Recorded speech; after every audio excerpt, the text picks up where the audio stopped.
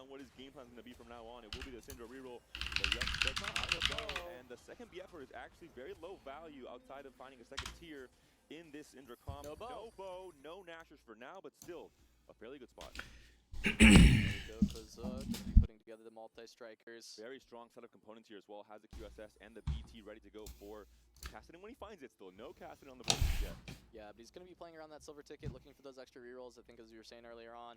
And we're going to see that first big reroll kind of at 3-2 for most of these players.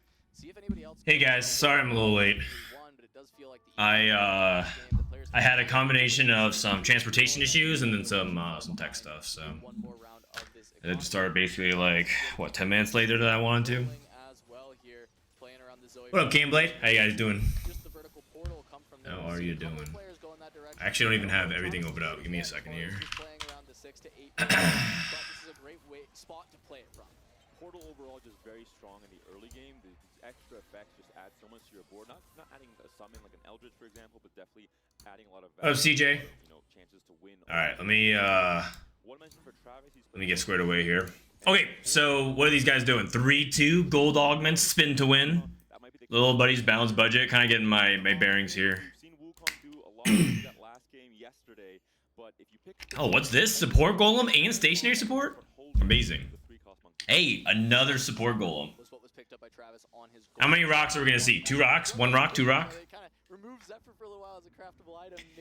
10-minute late is okay. Thank you, George. Sorry about that. Tech issues, travel issues. There's some confusion around the shuttle today, so the good news is I'm here and everything figured out. Everything figured out okay.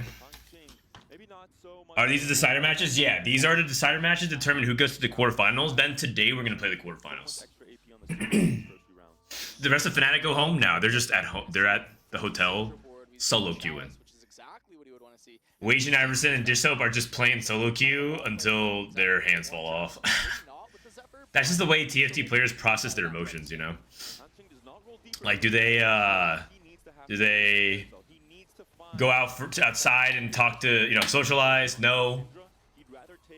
Do they go to therapy and seek mental wellness? No. They just go back to solo queue. And you know what? I think they probably feel better because I think they're straight averaging like a 2. Just so he actually solo queued and went bot 4 a couple times. And then got really mad, and then he just straight up averaged a 1.5 over the past 15 games or something like that. And then Wajan's been averaging a 2 point something in on solo queue as well. These guys are just mad. They're just mad. Me and Kiyun and Malalo end up working out at something like 1 a.m. in the morning or something like that. Because we were all really frustrated. There's nothing to do for 2 days. Soju said that if he got eliminated yesterday, he would just book the next flight back. It doesn't even matter how much money it costs. Even if it costs a few $1,000s, he would just do it because he would just not want to be here if he got eliminated this early.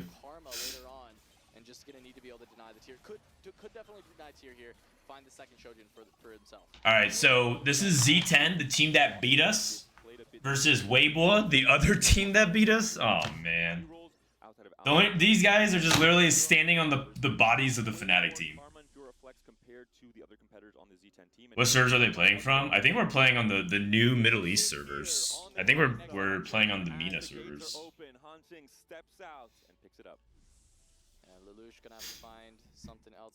Alright, so this is game 1. Alan has Keeper, Spellblades, Mentorship, Dragon Spirits, Silver Ticket, Golem. How many rocks do we have? 1, 2, 3 rocks? High voltage or easy? High voltage easy with this item set, so he's probably trying to go into Karma. Well, he has Rageblade. Rageblade, high voltage. Is he just trying to play AP Flex and then Rageblade on Milio? Is he trying to play Callista? Callista Karma it's not really a comp that we see very often. Mainly because of how impractical it is to get online. He's playing Rise. Oh, duh, of course. Rise Rageblade. I guess I just didn't see his board, so I couldn't tell. He has a remover though, so he can just remove all these items. And Rise. So he has Rageblade, Morello. lot of success. Adaptive Rise, or is it Frontline? Early enough on the rise. GS? Yeah, because he doesn't have a GS holder. You don't really want to... I mean, I guess you could itemize Ezreal in this line, but you don't really do it that often. You're supposed to only itemize Ezreal if, like, you get stuck on 8. Otherwise, you're supposed to push levels and play around Rise. High voltage Rise. Yeah, what do you do with these swords?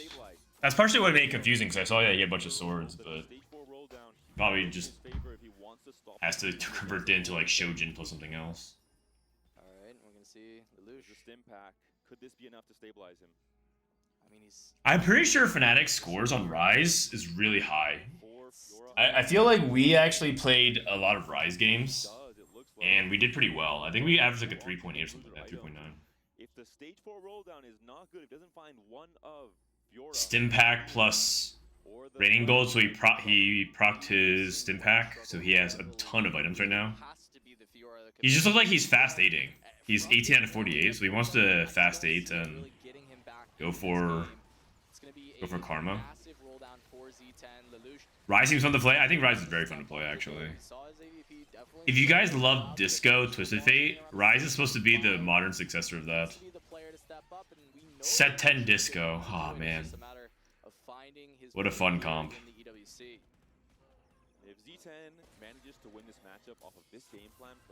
Is he playing Fiora Gwen? He has Shojin Morello, so it feels like he's gonna play Karma, but he might play Gwen on this board. The thing about Karma is that you have to, or Preserver Flex, that you have to kind of be a little bit flexible and dynamic. What up, Cookies? How you doing? Good morning. What time is it where you guys are right now? Because it's 2 p.m. right now. I kind of forget. Is it like 4 a.m. or something like that? 3 a.m. Super early. Spatula. Witchcraft? Cloak? This guy has a million items. Rolling. Zoe 2. Yeah, I mean, you make that for now. Oh, I don't know. Okay, because I was like... Because Neela 2 doesn't really do enough on stage 4. But... he has to upgrade something. He wants to play around like whatever he can. He's playing Milio instead. There's Gwen, Pear. His positioning, his items. Okay. Other lifting for 3 months. Good morning to you as well. And Fenril, 17 months. Oh my god. It's 6 a.m. It's 1 p.m. EU. Okay. Man, it's very early for some of you guys. Oh my gosh. He's itemizing Milio, but he's definitely playing this temporarily because Milio can't actually reliably carry the stage. Like, he definitely can win this fight. It's actually very, very close. Oh, Bar didn't cast again. If Bar cast again, he got his bounces. Any guests today? I mean, a bunch of the Fnatic guys are really depressed. I don't know if they'll show. I think Malala and Kiyun said they might stop by again. Vitality guys said they might stop by again. Yeah, and then I guess I could like message Robin and all of them. I guess I never really talked to Robin about it. But we'll see. Did you cart yet? No, because instead of going karting, I decided to stream with you guys. If I wanted to go karting, I actually can't stream because it's during the event, so I would have to not do this. The things I do for you guys, you know. Not going to be the easiest, but Travis is in a position to go 9 and actually make this Diana a massive carry for his team. And Diana, I think even more so than Camille, I mentioned the one out of the goodness of my heart, I give up karting. I make Fnatic go 0-2 in groups so that way I can add more commentary over series. You guys are truly the most blessed Twitch viewers. Alright, there we go. We see Easy stabilizing around that rise. Should be able to find some wins, but going against Hanjing, and that's just... I took Golden Quest and I got Milio. What's Holy in Secret? Easy, rise 2, making it happen. You have to be playing against Fnatic. That only... If you take Golden Quest, you better be having some Fnatic players in your lobby. Otherwise, you're going to get Milio. On a 6 loss, 42 health remaining, no gold remaining, and this board doesn't look incredibly stable just yet. But Isn't carding during the day a nightmare though with the heat? I think it's like indoor carding. There's outdoor carding. They call it adventure carding, and then there's indoor carding as well. I think we would go to the indoor one. High voltage triple spark tech one shot Syndra. Yeah. Yeah, about that. For now, at the very least, they're doing a very good job preserving HP and really helping. You have, I saw that post. So basically, the theory is that you have a bunch of ionic sparks, and you put it on the frontline units near the Syndra, and the Syndra casts and just kills herself. But what if that Syndra has like combat caster or something like that? Travis, I think, look to go to 9 on stage 4. Be the hero for your Oh, only N taking big damage here. Small losses versus your teammates, small wins if you're facing your own teammate. Not the case there. No guests today? Probably not. You guys are just stuck with me today. It's just Frodad. Mom never came home. In the middle start, this stage 4. Might be okay for Travis since he is just trying to bank gold. The Soju win out with Golden Quest is pretty cool. I think Golden Quest is a really fun augment. I do think that I do think we got kind of scammed, but because like I'm pretty sure Holy End's 8th percentage, like looking back at that spot, was in the 80s minimum. I'm pretty sure he was like 80% likely or more to go 8th. Because he had Diana and he had Morgana, and even then he would also have to kind of like build everything. Like he had to have good matchmaking as well. Oh man. If he does want to change it to witchcraft, he does have a charm that allows him to break into components of. I talked to Soju about it. I said, were the team backseating you, or was it completely clear comms? And he said that it was completely clear comms because he lost his first round after the cash out. Which, by the way, like I said, that's why I was saying only goes 8th there a big amount of time, because you can hit something good and still lose. Usually that one round loss is very, very, very common. And so like Soju like lost that first round after cash out, remember? And that's sort of what happened to Hong Lian. Anyways, I'm not salty about it. I'm moving on. Not really. I'm probably gonna bring it up like 5 more times this stream. Luch is dead. Oh god. Fast 8 into fast 8th. So Soju cashed out, Camille 2, rolled down, and played like a pretty bad board, lost, and went down to 1 HP. And after that, no one said a single word until the game was over. Soju was like, "Oh shit!" Like they were like talking and stuff like that, and they were commenting. But then like as soon as Soju lost with Golden Quest, 4-2 or whatever, 4-1, that one round, apparently like no one said anything until the end of the game.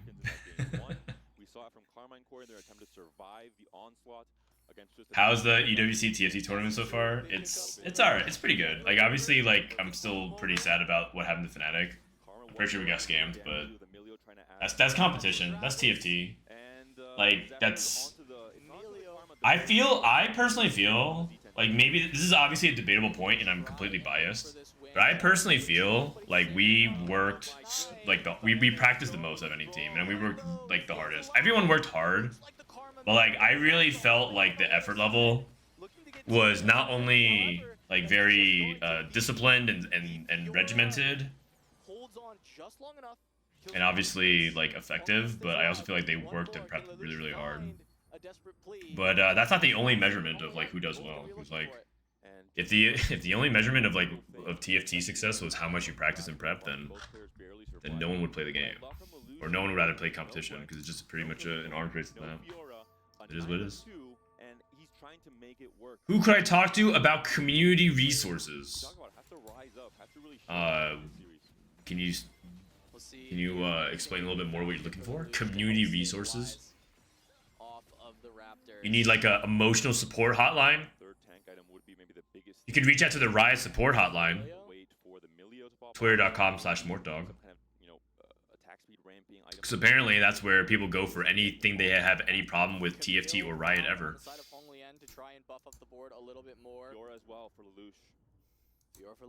Gonna help out. Not having the Fiora 2. There's Camille. Doesn't have to pass through. I'm rooting for Fnatic. You guys will do great very soon. It will show in your promising futures. I'm proud to be a member of your community. You have an amazing vision, and I appreciate your talents in developing the TFT community. Oh, thank you. Lelouch versus Han. I think this might be Syndra. the moment where I think I should tell you, though, that I'm no longer part of Fnatic as of 24 hours from now. My contract ends the minute the tournament's over. I just basically signed on to help them for this for this event, and I'm no longer associated with Fnatic in a day.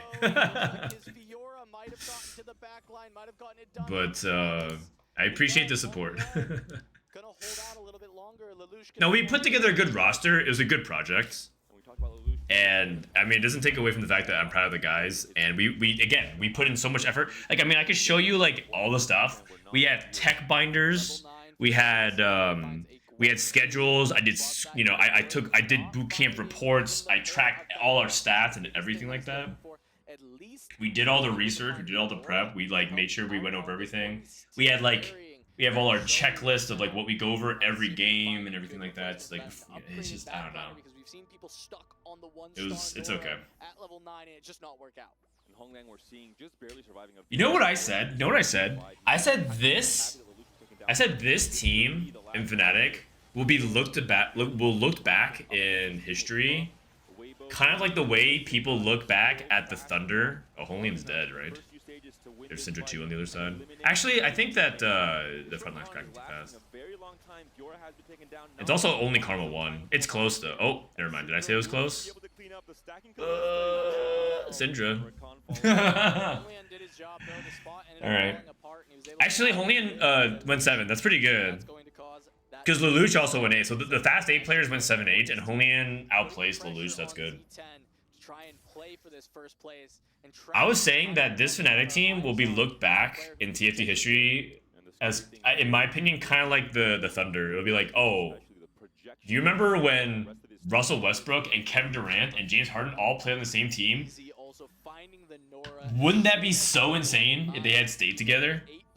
And like, yeah. I feel like this Fnatic, because it's like, you got like Malala, Bishop, and Wations, like pretty freaking insane. And like Keane was the best player on our team. Like, I don't know, he like, people like meme Keane for being like the clown, but like he actually popped off this tournament, and he had like he had such a good meta read. He's like a big reason why we like even were able to pull up results in the first place. So. It looks like Allen is going to be the next one. Our team is actually really good. I think EZ has stabilized way too hard, and we see Hongxing and Kuza being able to. Do Toronto and Vitality play again today? Yeah. So the schedule goes. This actually. Let me go ahead. Does anyone have the command in chat? Scores. Yes, that guys. I'm gonna pull up the. They're just giving it to score sheet here. The schedule. So the schedule today, Weibo versus Tenacity. On the second stream is Branching Out versus Geekay. Then we have Falcons versus Navi and Twisted Minds versus Mirror Sejong. We'll probably watch Twisted Minds versus Mirror Sejong. Then we have Vitality versus this, I think one of these teams. And then T1 versus this, and then the other, and then Toronto Ultra plays on the other side. We'll watch Team Vitality though, so they're the third match today. We have 4 matches. As well. Easy, making it look easy. And my goodness, all of a sudden this board is reaching that next cap. 8 portal is on. More like the Nets played 5 games and dips. Oh my god. You're just saying that because you know I'm a Nets fan. Unfortunately. Nami got Zephyr. That's kind of a big deal. Nami actually, the delayed CC is a big deal. Tom Kench. Cast again. Sometimes the Tom Kench guy is an absolute demon. He just casts twice, stalls infinite for Syndra. In the Vanguard setup for Syndra, Tom Kench is actually Anthony Davis. But like outside of Vanguard, Syndra, this guy is completely useless. Actually, I'm not entirely sure another analogy of that. A systems player. Tom Kench is like the biggest forecast gold zinc you could possibly have that like doesn't do anything. But then randomly in these Vanguard sets with Syndra, he's actually just freaking MVP out of nowhere. Just like cast 2 times, maybe 3 times. Alan ZQ going 6th. On the Mordekaiser, waiting to see who you load up against. If it's your teammate, hey, I have a lot of HP. I'll share with you guys. I won't spam these items just yet. Chuso on a At what time does the GOAT in Vitality play in NA time? come through, and Weibo finds the win right now. Is this like a SAT So question? we're looking at that Callista dealing You want me to do live conversion of a time zone that I don't know on a scheduled match that I can't predict based off the results of the quarterfinals? And it's gonna be enough. Chuso gonna stay alive a little bit I'm longer. sorry, my IQ's not that high. Multiple It's members probably in of like Weibo 2-3 hours from find now. the win for Z10. And now the actual weakest player from Weibo is. What do you mean? Tom Kench is the best unit in the game. Play that tempo, multi-strikers game plan similar to Chuso. Both have hit. I wish my opponents in solo queue actually thought that, because I would climb so much faster. They would stop. They would stop buying my Rakons and Nasus, and they would start buying Tom Kench, and I would just climb so much. Actually, my solo queue sets are pretty good, but I'm only playing like 1 or 2 games a day because I just have no time. Item for a Akali can make a massive difference here, or even just another item for this Callista. I'm still in Emerald. I haven't played. I played like 30 games this set. I'm so behind on the game count. Or open this anvil until after you've seen if you hit the Xerath 2 or not. Akali. But yeah, maybe just want to have. That's okay. Digital was Emerald yesterday, The best item so burst damage especially. Emerald's not even bad. Like many of you guys in chat was literally higher ranked than the world champion. So hope you guys enjoyed that like period of like 1 week. Not for love though. I think Digital's on a tear. He is big mad. I mean, he's not even mad. Like honestly, I'm pretty sure all the Fnatic players moved on, because that's the thing about these guys is that they're so used to winning. They're just like, I'll win again the other time. Like that's actually the attitude. Like they were actually only mad for a few hours, and then they're just like, I guess I'll just go win something else. What can the Cassidy do? The Cassidy's almost down. The BT helping the Cassidy survive, but that's gonna be it, because it should be eliminated here. I recall hearing about a possible cam for TFT streaming. Do you mean, like, are they gonna force people to stream with cam? Or Disso? Oh, Chuso went 5th? Oh, that's game over. Oh no, he had Desperate Plea! He had Desperate Plea! Oh! Okay, EU's still in it. Now all you have to do, all they have to do is 1-3. They have to 1-3 it. If Chuso survives and gets a 3rd, then Travis has to get 1st, and then Z10 can scam another win. And then that's 1 middle finger up for Lelouch. Lelouch gives 1 middle finger per win they get every series.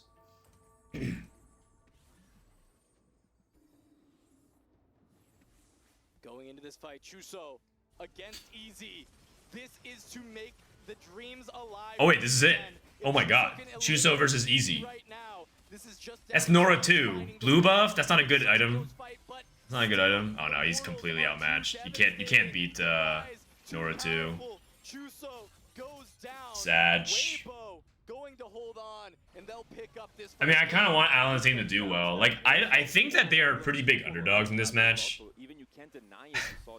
But, yeah, I don't know. So many things came in favor for EZ to really stay alive in this game. Hunching, of course, the Syndra player. No surprise when you have a more. These Chinese players are generally really good. Easy and Hangqing have been competitors for quite some time. Hangqing's a mobile player. Honglian is very accomplished, and Kuz is also very accomplished as well. So. Alright, now they're just playing for MVP points. Too flexible and even the only real flexible forecast option. They share so many units. Do you think it's fair that on Worlds they were allowed to have alt tab the best placement comps and helping sites? Who? Getting everything put together and just allowing the Syndra to happen on level. Who's alt tabbing with best placement comps and helping sites? But it feels so much worse to be holding the Syndras. Why that guy had Calista start in the 2nd row? I know she moves, but there's a use to letting her take splash damage. Well, he has keepers, so it's more about like Calista takes splash damage on her shield, but she gives extra shield to the frontline units and she moves to the back. What links could I share to help support you? You're so thoughtful. There's this new website that has all the best comps and guides, and it all looks very stylish. And then it focuses on concise and precise information. points. EFTacademy.com. Travis, again, as you said, I think you put together such a phenomenal board. This Diana playing around it, we saw. But I want to know who's the players who are like alt tabbing and stat checking during Worlds. There's been allegations made. Who's like stat checking at Worlds? Most of the time, players being stuck on 8. But Travis preserving so much HP, seeing a spot where, hey, if I try and play around these 5. Dissoap said he had tab for every comp with AVP augments. I mean, that's what he had. You're allowed to look at that between games. He probably did that between. Dissoap didn't even check stats once during boot camp, like during games. Oh, it's a good Zephyr dodge. But everyone else alt tab during games to like look at stuff. Dissoap, he's just not an alt tabber in general. I'd be very surprised if he was checking stats at Worlds. He's just not that kind of player. Yeah, I mean, at this point, the Mordekaiser 3 is just far too good. Dissoap actually cares so much about integrity that during our podcast for Study Hall, he actually refuses to have the show notes open because he wants to kind of like have the off the cuff fly of like kind of like hearing things and just reacting to it, and then like he doesn't want to hear like the pop quiz or the Factor Frost stuff like at all beforehand, like even by accidentally looking at it. I mean, I think it has to start with the reroll. The Milio 2 upgrade comes through. Milio, no item could have a single. It's not that like he does it to flex. It's because he like wants to. He thinks that doesn't actually help him that much. Down to one single life. The Zephyr does hit the Syndra this time around. At Worlds, they don't allow that. No. Ooh, big Zephyr caught the Syndra. Caught the Syndra. I mean, the game's over. Weibo already won. I'm pretty sure that this is the worst thing about 4v4. They just need to make it so that people can just FF. Trying to deal with the back line, the Karma staying alive, the heal maybe just a little too much. They just need to make it so that people FF. This MVP thing. I'm down for that to just be like something that gets voted for. Ugh. Another game. Actually, let's check on the other series while we have like a minute or so, because this game's over. Weibo won game 1. Oh, this one's very close in the HP count. Actually, never mind. Branching Out has 68, 39 HP. Oh, but they win 8th. Okay, so there's a possibility that Volta goes 6th, Miguel slash Babzera go 5th, and then Coco and Enzo just have to go 1-3, and Coco's right now streaking, so it's possible. 44 isn't particularly exciting from a viewer perspective IMO. That's personal preference. I think there's a lot of people who actually think the exact inverse of that, because they think 4v4 has, the way it's been described is that it's checkmate every game. Like every game, there's like finality to it. It's not like, oh, he got it first, so what does that mean for the standings? Oh wait, does he have the good tiebreakers? Oh wait, let's just wait for like 20 minutes to find out what happens in the other rounds and games. And that gets even more obscured when there's like a 3rd place or a 4th place. You're like, that should be good enough, right? They pull up Frodan's Costream and type, is 27 enough? In all caps, right? Like some people like, yeah, that's so like not exciting. So other people like the finality of it, which is like, oh, you know, like every game is self-contained, and then it's a new game, it's a new opportunity, and you have to just like win out from there. So it's just pros and cons. It's just pros and cons. Witchcraft, Milio. So Volta won 6. Archo.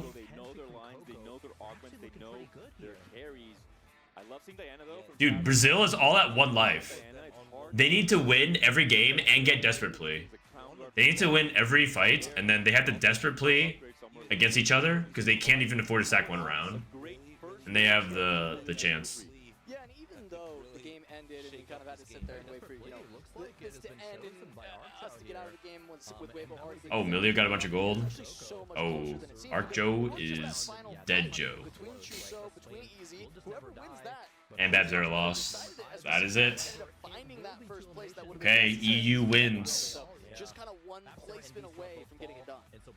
Exactly what you're saying, you reflect on the faces here of the Weibo gaming. They are not looking lucky. They are not looking. I like the idea of 2 separate tournaments for 1v1 and 4v4. Yeah, I think that it's good that they coexist because I think they play off each other's strength. If it was only 4v4, I don't think that'd be good for TFT. But I also think that, as many people have discussed, that like solos in TFT can get a little bit stale. Especially with like the whole like, you know, tiebreaker, cutoff, like cut 50%. These games don't matter. Like you're literally playing in games that sometimes don't matter for yourself because you already advanced the next day.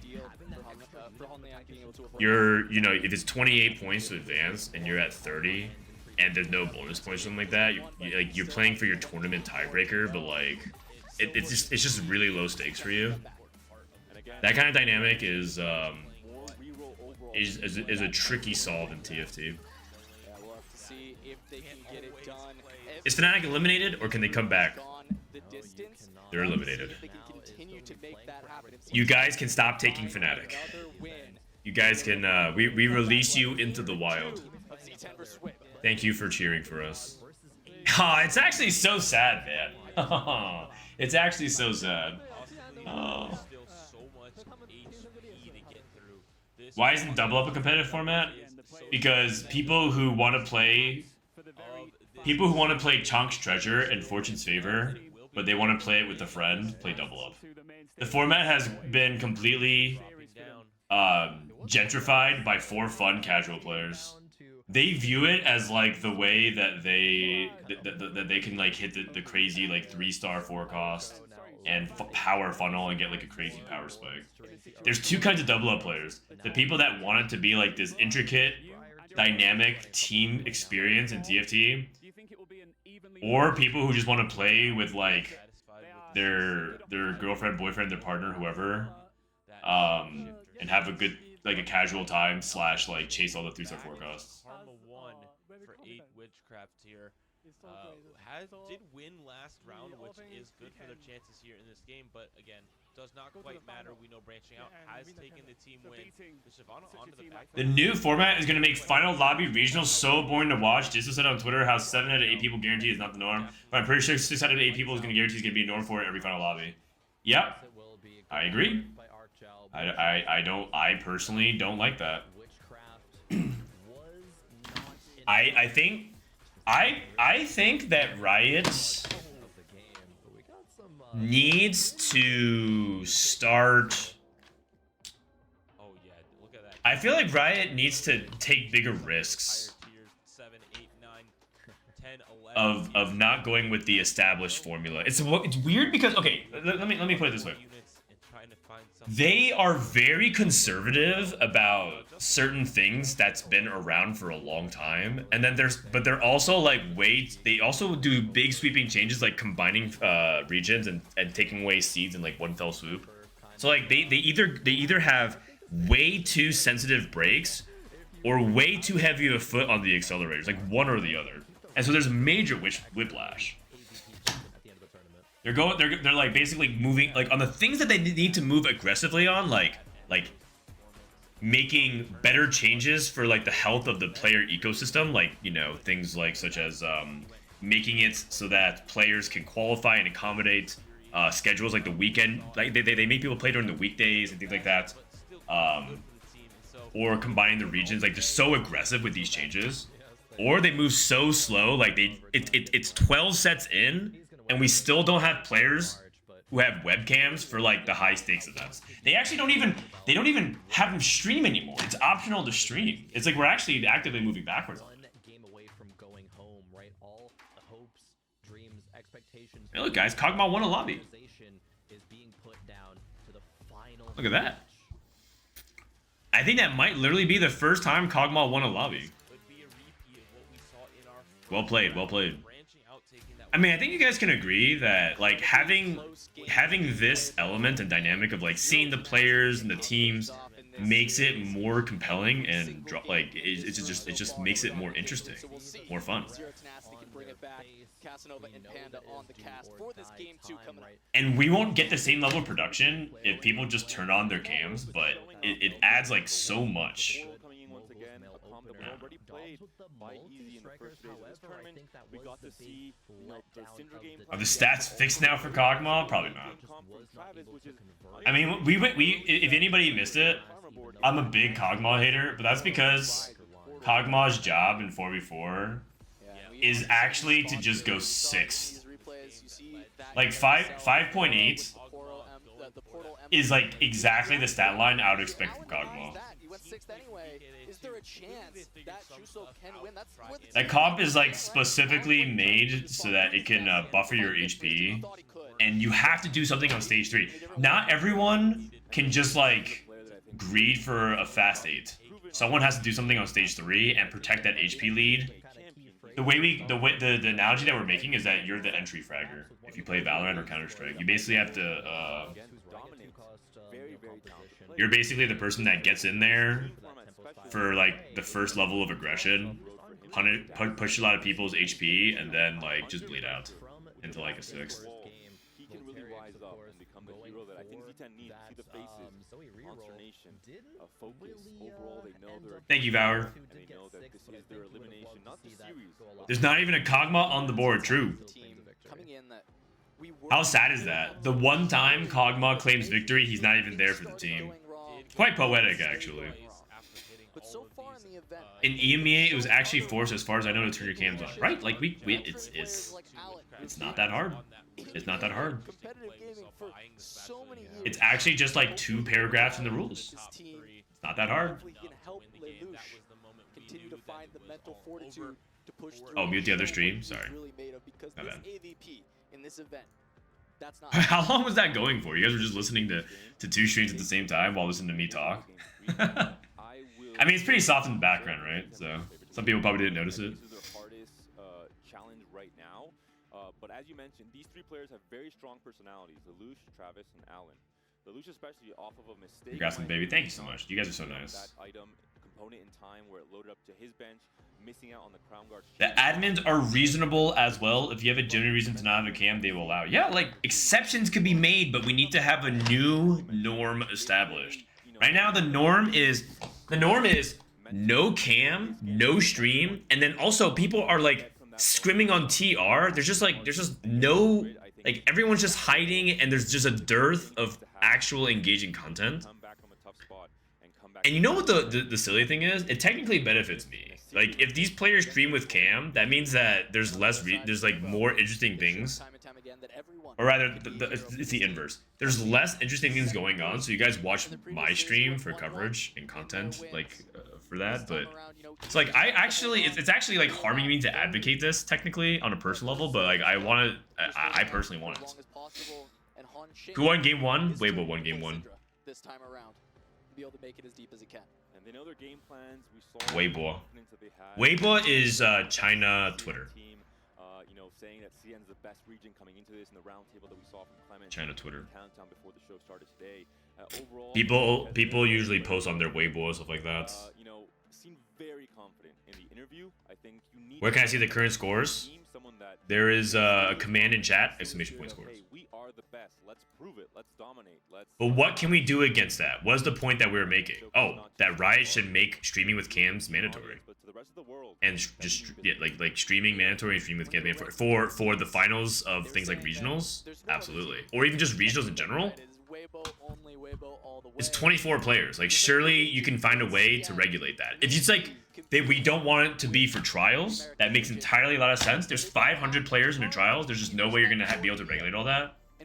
Nor is that even necessary, I think. But for like the regionals events, domination over Z10 here. And so they're coming in, chip on their shoulder. 100%. Game 2, they don't want this to go the distance. They want this to be the first 2-0 of this entire group stage for this particular group, and they're going to do their best to make it happen. Z10. What's the story about CN love slamming JG? The story is that China loved JG so much that they were slamming it suboptimally in a multitude of ways. They're slamming on the wrong champion, and they were building multiple Jewel Gauntlets on champions. This is even before the fact that stacking Jewel Gauntlet technically gave you a little bit extra bonus. Nowadays, you build 2 Jewel Gauntlets, you get an extra 10% on top of it. Because like if it's already Ken crit, you just get that extra bonus damage. But Back then, it didn't actually even work. So people would build 2 jewel gauntlets, and then they built it on units that didn't have high base AP in general. And so they would just go double JG on like. I'm trying to think of an example right now. What's a unit that doesn't get AP this set? It's like Rise, double JG Rise. And then that was like what they slammed and angled for. Actually, I mean, at least Rise gets mana, so there's a little bit of logic to that. Acel had no traits. Acel was like Wukong this set. Could be a casting game here from the Polish player. He did play 2 games of casting across the first 2 days. They didn't do so hot, as you mentioned. The equivalent would be Rise, double JG Rise set with no Scholar. Like you don't have any Scholar active. What they can find. Is there any immediate strategy you can think of for Overachievers that actually like which is not very good. Anything at all? That would be a reason. What's a fun comp that could be strong if uncontested? I think Zoe reroll is pretty fun. I think maybe just. I think Zoe reroll is pretty fun. Probably thought about the more niche combinations. They've gone through all the possible things that can happen in stage 3 that can change the name of the game, and they think, hey, if we've prepped. Also, I personally think Rise is a really fun forecast. The more I watch Rise, the more it's like, ooh, it's pretty sick. I feel like everyone's gonna be, as soon as this patch is like the next patch is out, and if Rise ends up being a medium to like good forecast, it's gonna be like everyone's spamming Rageblade into Rise. I'm pretty sure everyone's gonna have a Rise disease soon, because you're gonna realize that Rise is a fun scaling champion with that attack speed, and they're just like, oh, I love Rageblade, I love AP spam, I love Rise. And they're just gonna go for that.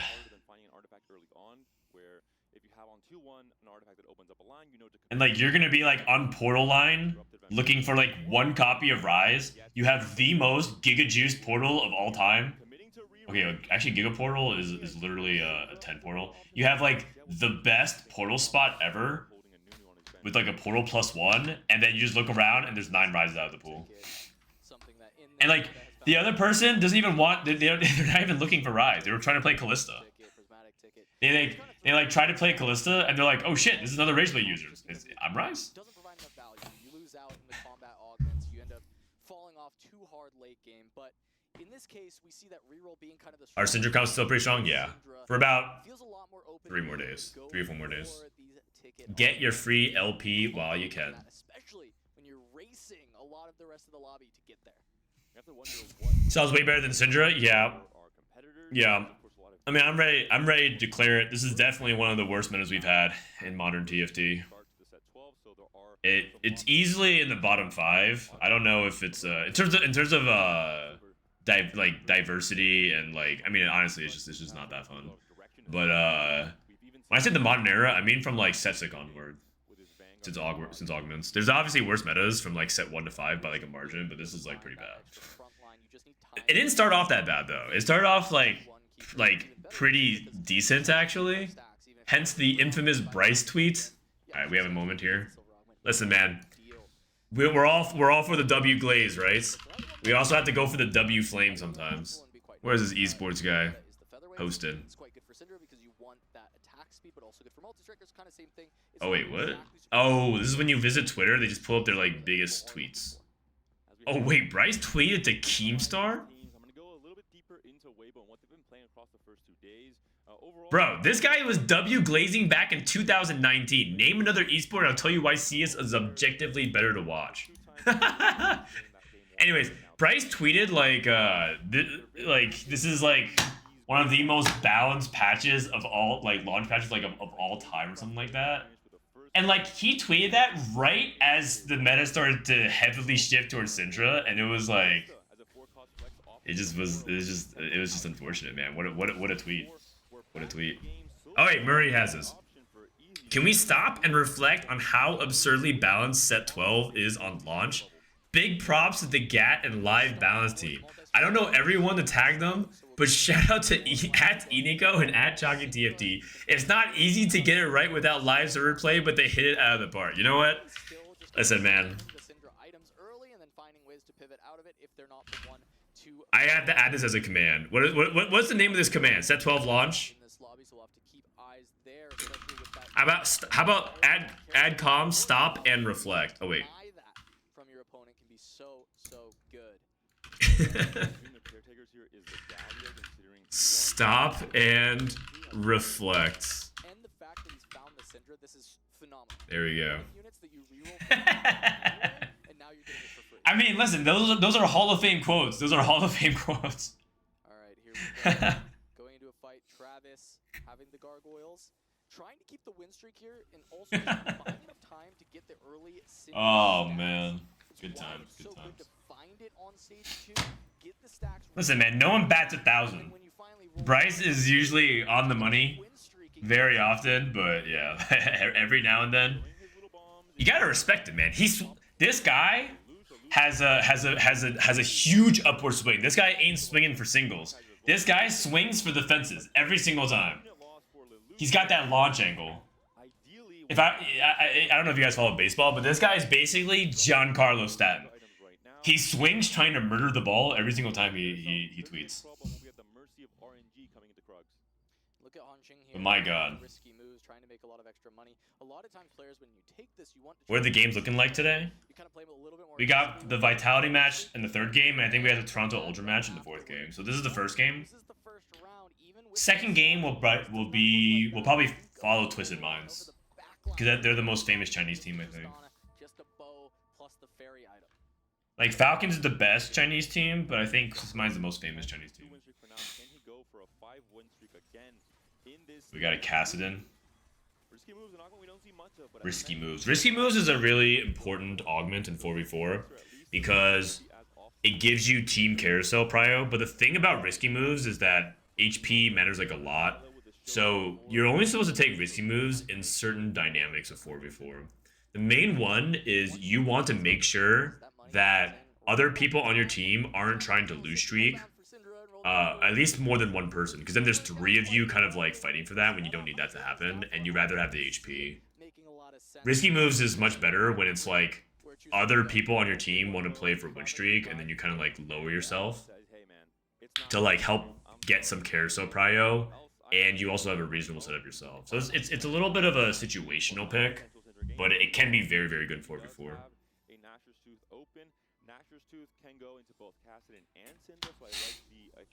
Please stop the sports analogies. No, wait, what? I think that was a pretty good analogy. Meanwhile, it looks like a Pandora's bench for Honglian. Does making sports analogies make you upset? I'm just trying to help people understand and just have some relatable humor. So we do have the caretakers once again. Travis has found 5 Gallios on 2-5. Looking to really turbo into this, and also getting the Mordekaiser online. A lot of gold on his board. And Is your favorite team the Florida Marlins because Giancarlo left them for the Yankees? If so, I get it. Incredibly strong with that early Syndra.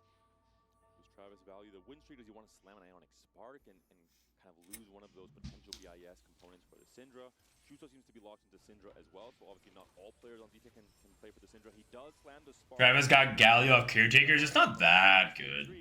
Playing up against a CN player, playing up against, but it's decent. Player trying to defend his own win streak. Oh, wait, are you saying like you don't like it? No, I think Galio's actually pretty decent. It's just tricky because you still kind of need to have like the right item set up for it. Like right now he has like Spark and Stoneplate, so he has no Syndra items. So his Syndra's is really slow. Huge loss for Travis. So look in this last round coming through, Allen and what is the most problem in this patch, do you think? Continue on a 4-win. 2 Castins already on the bench. It begins with S and ends with A. For this team alongside Lelouch. In this case, I think just holding to try and make life a little bit harder for someone like Kaze, who has not keepers but has featherweights, an augment that gives you extra attack speed and except Syndra and Cassio. The biggest problem between Syndra, well, Cassio's not even that big of a problem. I'm pretty sure Cassiopeia is actually pretty balanced. Soraka, yeah, Shyvana. True.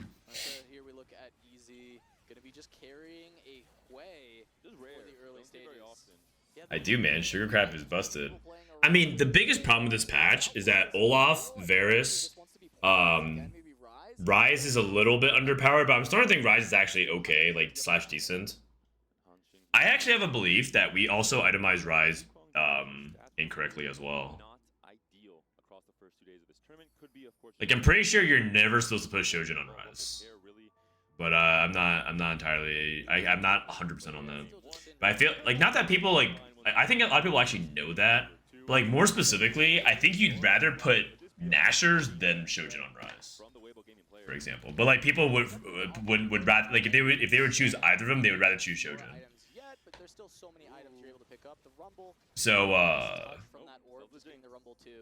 like, I leaked the tech on Rise. Okay, so I'm pretty sure that Rise is supposed to at least have minimum 2 flat AP items of some kind, like Death Cap, like, I mean, JG's not really flat, but like, it gives you some, but like, you kind of want to have like Death Cap, JG, or like Archangels, like AP of some kind. So I'm pretty sure Rise is supposed to be like triple damage. If you have a spot where you have like rod, sword, bow, like glove, rod, or something like that, just build 3 damage items. Forget like trying to get like Rage Blade or something like that. When we did that, our results were the best.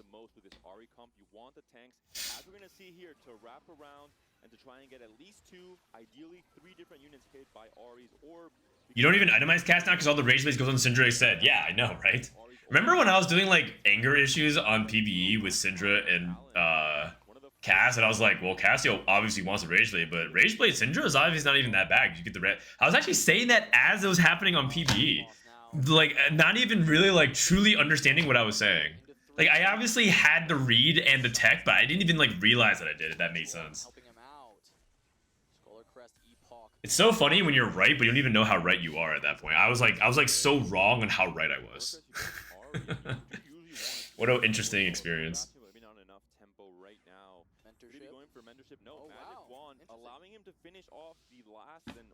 Everyone was noticing Syndra 2 do more damage than cast on PvE. Yeah, the thing is, but Riot did, like, people did notice, and Riot did nerf it. Riot nerfed Syndra like 4 times in a row.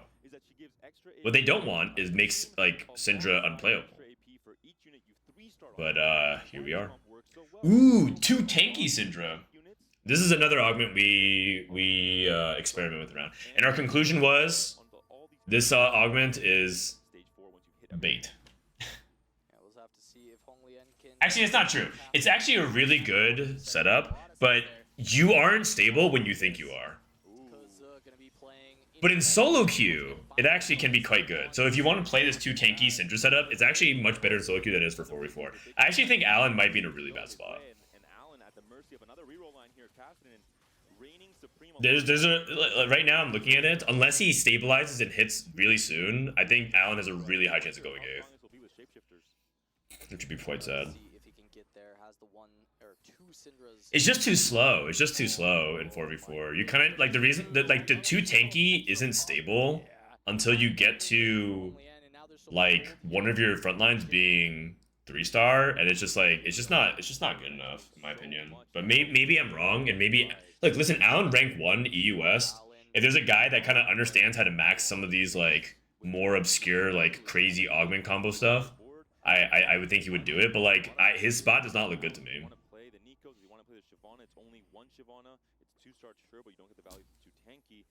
Did you make a plan for every Wandering Trainer combo? No, but we made a plan for every emblem. We made a plan for every artifact, and we made a plan for every artifact combo. We made a plan for portals, we made a plan for augments, we made a plan for charms. We made a plan for radiant items. Like, we made a plan for everything, man. Our binder, like, honestly, you know what? I'm just gonna sell my binder to the highest bidder. This Fnatic binder. Okay, but the thing is, you have to remember that this binder is actually for 4v4, so it's not actually for solo queue. Another time, he just played it in game 1. He has a chance to find a rise here. He is going to be third in the item priority order, and there's Alan picking up his BF sword. Juso, of course, comes out. Did you make a plan for not hitting Syndra? Yeah. Alan, I was, Which was complain about it and make a twit longer. The carousel, maybe find some little strategy there to go, but not able to get anything that high roll. At least getting the BF sword though. Can complete the itemization. We're hearing the comms here from Weibo Gaming. Very calm. Next patch is going to be massive IMO. That's why no hotfix. Well, that and also they already A-patched Syndra. And from the tech that we've come to understand about Riot Games, if they A-patch something, they can't B-patch it. And so if they B-patched it, guess what? They would B-patch stuff and not nerf Syndra. Which, I don't know if you guys think that would be good optics, but yeah. Finding that Callista, the featherweights, the perfect itemization coming through, and on the other side, the risky moves paying off, being able to turn this into a win streak, going up against Lelouch. For Hunching, he's played 2 games of Callista Flex already across the first few days. This could become a Callista Flex game again. The Tristana right now holding the Rage Blade. You have Unleash the Beast with a single Spheric already slammed onto the Fiora, which is why she seems to be so strong in this stage 3. Okay, we have Tristana from Hunching. Oh, he took Unleash the Beast. Oh, he's playing Unleash the Beast? That's really interesting. Spellblades. This guy's gonna have Galio 3, Spellblade Syndra, Alan ZQ, 2 tanky Syndra. Oh, he won his previous match. That's big. He needs to win this next fight. If Alan wants any hope to come back, he needs to win his next 2. He needs to win his next 2 fights. If he takes any bad losses between now and like the middle of stage 4, he's in a really bad spot. He needs all the HP he can get. I mean, Alan's clearly playing for placements. His spot is not great. Poppy 3, Zoe 3. 3 items on an RE1. Why are these items onto RE? Why are these items onto RE? Because he wants to AoE. He wants to AoE. He wants to do the tech. If you guys don't know, there's like a positioning tech where you put A5 D5 with Poppy or your tank plus RE, and they wrap around the units. I can show you guys on what's the website called again? TFT Academy. That's right. That's right. Well, surely they don't have it updated. I mean, this is like pretty fresh knowledge. Oh wait, what? Updated? Just 12 hours ago? Wait, that must have meant that they updated it at like in the middle of the night. Anyways, the idea is you put a tank here. I mean, it could be Lilia or Poppy. The data is a little bit better on Lilia, but like it's probably just either one. And then you're supposed to put like items on Ahri, and they're supposed to wrap around this units. And Ahri's supposed to be able to hit like all 3 units. That's like the theory behind it. The huge domination in the early game meant that you have a massive HP lead for your team in stage 4 and 5. Yeah, Kazuha gonna be able to have it all the way to stage 4. Able to hold on out this game. Travis going to 7, 2 Gallios away. Seems like a cool website. Xerath, Hair, and a Callista. I agree. What more can you ask for? I just wish that they had like a really engaging, informative podcast. I think that would take it over the top. But that's just me. Unleash the Beast, Callista Fiora. Whoa, this guy is cooking. This guy is cooking.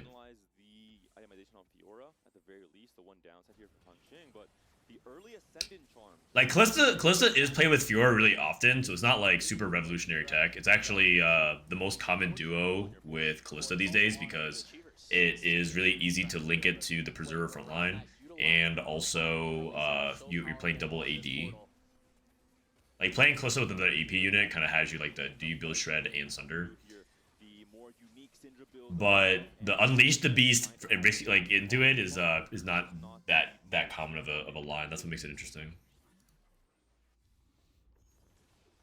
There we go. 4-2 augment selection comes through. Don't even reroll the other option. Oh, we got a rock. Right away. Every time. It's gonna be We got a rock. So we'll have to see Support Golem. Zephyr mechanics coming out. That's scary. In the hands How many rocks we got? of a focus player. This guy has stationary support, Spellblades, and item collector. We saw 2 players from Weibo His board's not looking that good though, last game. but his augments are legit insane. This game number 2. Holy cow! Collector also very Let me look this up. Tactics.tools. stage 4. His augments are legit bananas. Stationary support is like the best. It is the best silver augment at 2-1. Item collector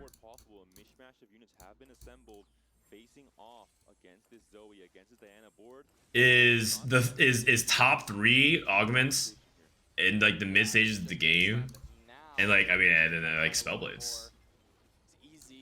Spellblades is the second.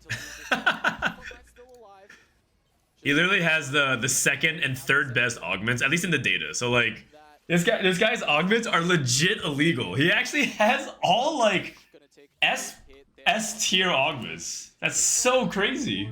What the heck? This guy's a god. Holy. Like the only thing that could be theoretically do better in just a raw average placement, obviously is not, it's contextual. You can't just take straight up raw AVP, but that is wild. That is wild. What a combo. Okay, Allen won 4 in a row. That's really big. It's promising, but now we have a different problem. Lelouch is the losing out.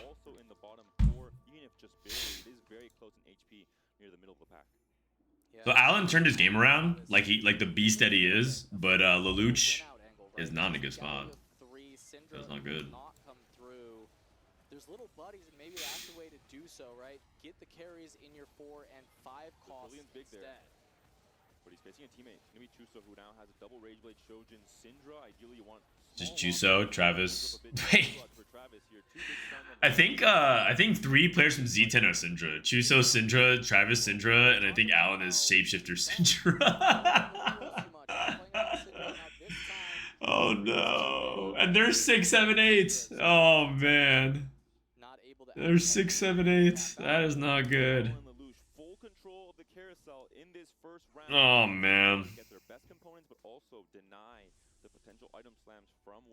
You can't all play Syndra like this.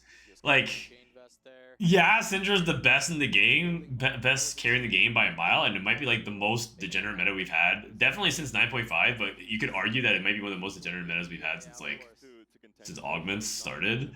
But like, there's no way. Oh man. I'm ready for set 13. No, like actually, I think the set is fine. I think it's just the meta is so extreme. And you guys will have to admit one thing. No matter what you guys say, somewhere down the line, in about like 3 to 4 months from now, someone in chat is gonna be like, man, I kind of miss Syndra from set 12. Like Soju was here in my room talking about like how him and Milk were talking about how they missed encounters. They're like, yeah, we were in practice and we were saying like, yeah, we actually kind of like low-key miss encounters. You guys are non-stop yap about how terrible encounters were for the game. You guys are so unserious.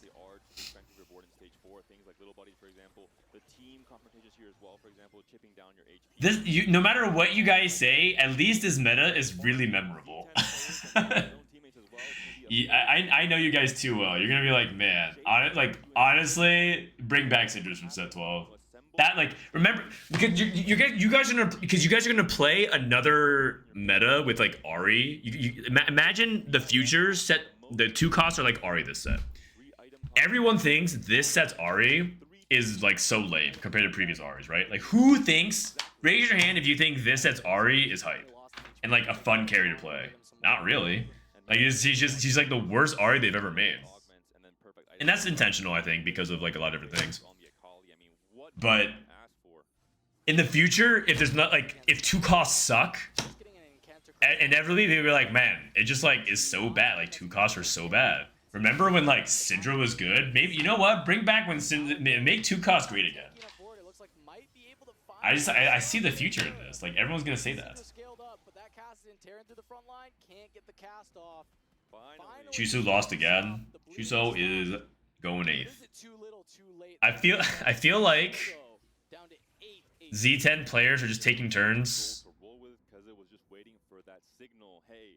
Yeah, like exchanging bad spots.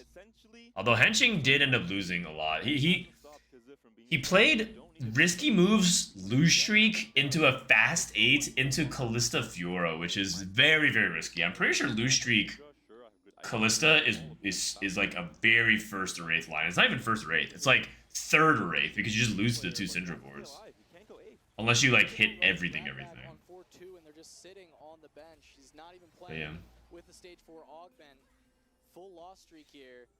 I mean, he'd have to find a couple of. I don't know about you guys, but this guy has 8 Cassidans on the bench. Holding them. Holding them. It's not gonna be a That is commitment. That is commitment. Holy cow. This guy. You know what? I'm down to never queue into Chuso. When he wants to grief, this guy is on a mission. He would make Cassidon 3 on the bench.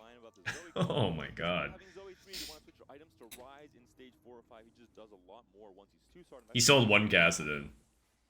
He got Zephyred. He has Syndra 3 with 2-star frontline.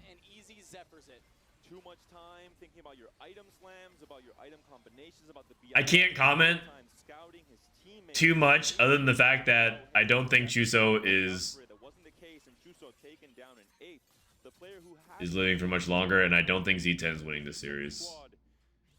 Actually, it's game 2. If they win this, they technically could bring it back to game 3. I thought this would be the last game, but it is not looking good. Although I will say, last time we sent Z10 7-8 with Fnatic, and we're like, yeah, we got this. They whipped out the 1-2, so they whipped out the 1-2. Is this tournament live, or is he watching a rerun? It's live. It's live. I am live in the flesh. Yeah, nearly hits everything. Please duplicate Cas for Cas 3 on the bench. Karma getting hit by the Fiora trying her best to carry. It's just the Karma 1, but this set itself is great, but I'm so burned out by this patch, I almost don't care anymore. Yeah, you say that, and then they like release the next patch, and you'll play another 50 games, and you're like, I just can't play any more TFT. I'm in the next set waiting room, and then next patch releases, you play another 100 games. You're like, yeah, I knew it. This set is cooked. It's so over. I'm in set 13 waiting room. And the next patch releases, and you play 50 more games. Lelouch does still have a lot of upgrades here, but he needs to find the karma. He needs to hold on. Really needs to avoid the 7th place here. Because let's be real, the only thing more fun than playing a good patch of TFT is complaining about a bad patch of TFT. Oh wait, he actually hit. And he hit encounter. Okay. Man, Allen's a giga beast. He's rank 1 for a reason. Oh, Travis got Zephyred. Oh, that's not good. That is really bad. That is really bad, actually. And now Syndra's dying to the Karma dot. Syndra's okay, but Galio can count. Galio.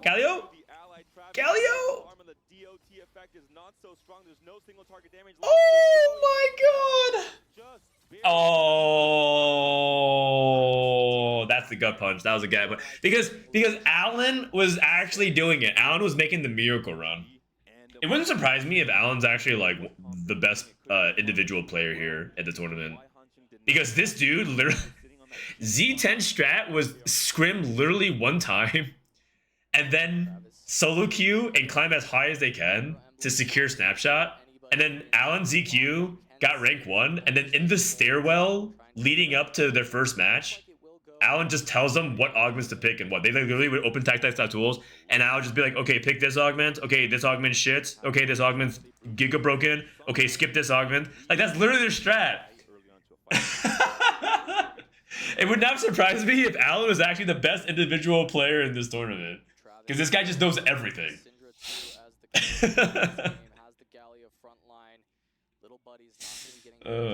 It's working well for them. Well, I mean, I don't know, man. I think they might be cooked.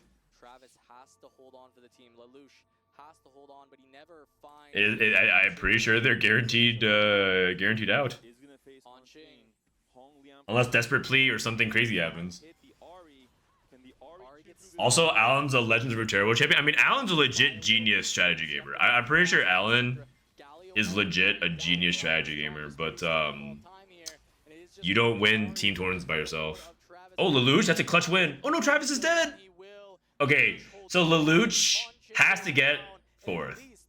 Oh no, Alan lost? Oh, it's Jover. It's Jover. Once again, though, 2 Z10 players are down. Alan, ZQ, and Lelouch are It is Jover. Oh, this guy?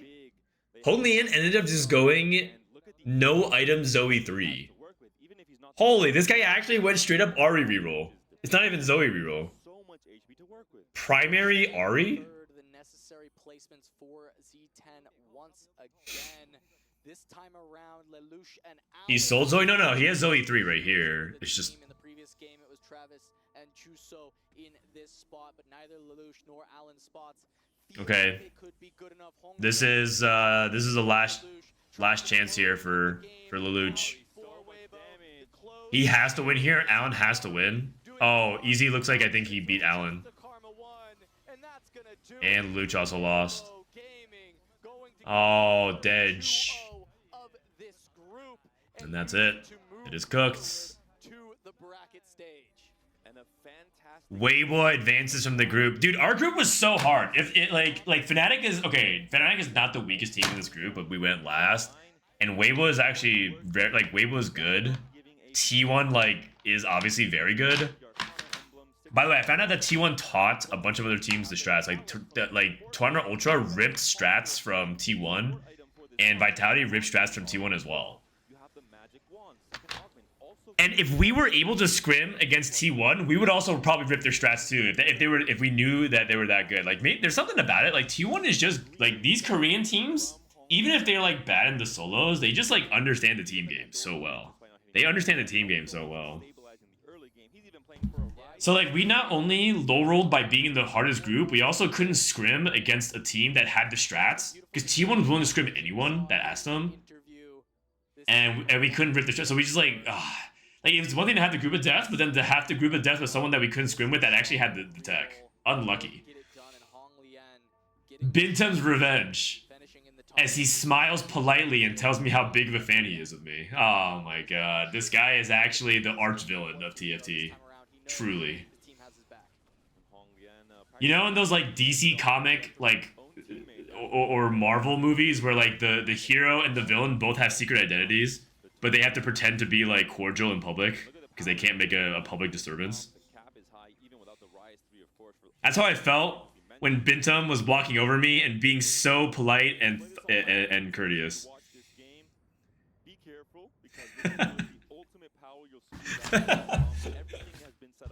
Can we watch the other match?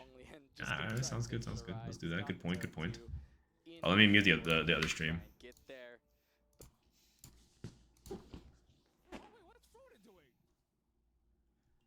All right, Enzo in 8th. Right now, branching out up 1-0. GK looks like they're in pretty good control so far, but that's only from HP lead. We got triple Prismatic, call to Chouse, triple snipers. Stay on main. Why?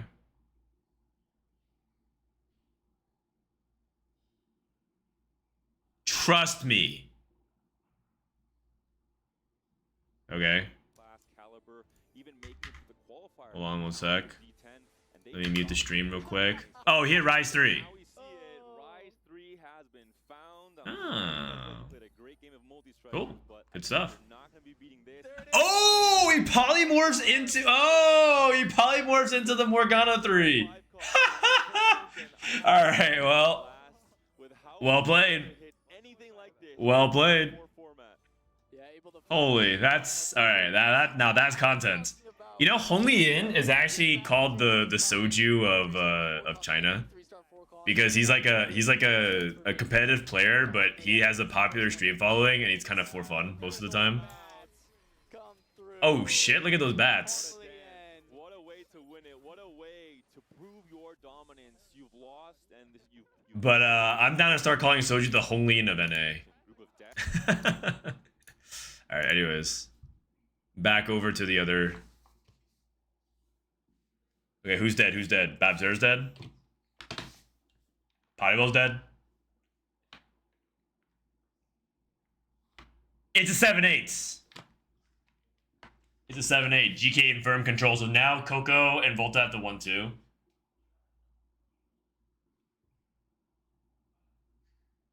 Kind of doable. Kind of doable. Depends on their matchmaking. Depends on their boards.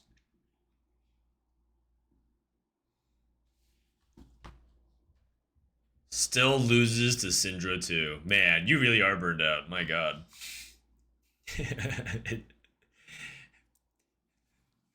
You are so bitter. Oh, man. Oh, man.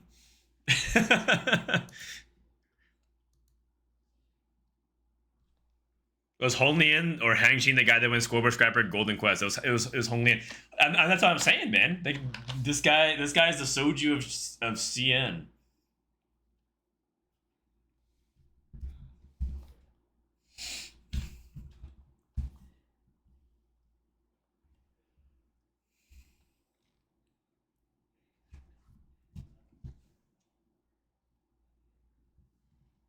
Anyways, thank you, Yenwei. That was fun. I'm glad we saw the 3-star Morgana.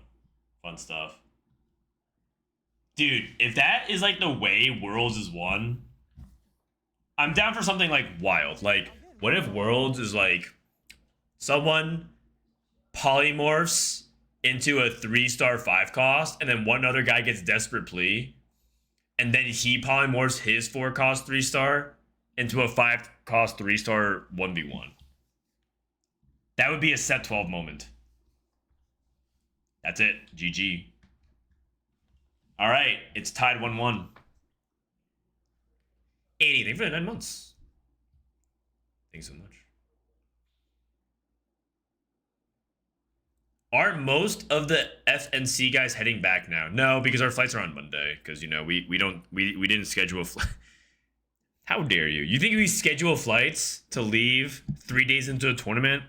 We scheduled it for Monday because we knew we were gonna advance far in the tournament, except we didn't. Man, I'm getting more dogged again. How embarrassing is Varus? Yeah, it's pretty bad. This guy has 3 items, 2-star, like all the setup in the world. And then he, like, barely takes off the Morgana shield. It's embarrassing. Eh? Eh? Did the Fnatic just low roll? I mean, it was a combination. It was like, we could have played better. But we also, like, didn't high... Like, to be more precise, we didn't high roll that much. And other people high roll, like, a lot. So that, like, it's like low roll in that sense.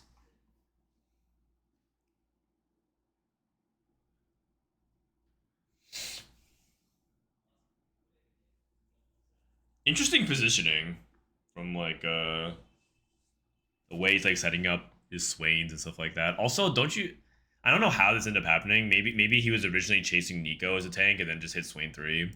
But Mogul should definitely be on Swain. All good. He won anyways. What's the next match? Let me see. Next match. I got it right here. The next match is Fnatic. Oh, just not that one. Team Falcons versus Na'Vi and Twisted Minds versus Mirror and Sejong. I think we should watch this one. Twisted Minds versus Mirror and Sejong. Unless you guys want to watch Falcons versus Na'Vi, but to tell you who's on it, Twisted Minds has the popular CN team like Hwanmei, 62nd, Snowy, and RY. And Mirror Sejong has like Cosmo on Panda, like the Korean players that made it to Worlds. Na'Vi is like a bunch of players who like are not really well known from Korea, / like former StarCraft pros. And then Team Falcons. I mean, Team Falcons is the best team in the tournaments, but I don't know if you guys know them as much. I'm pretty sure you guys want to watch Twisted Minds.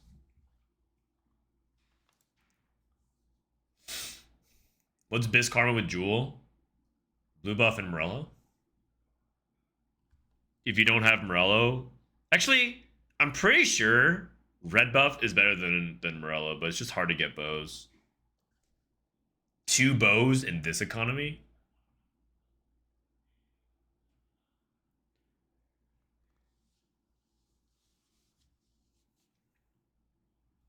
Dodge just FFs for to get it over with, I guess.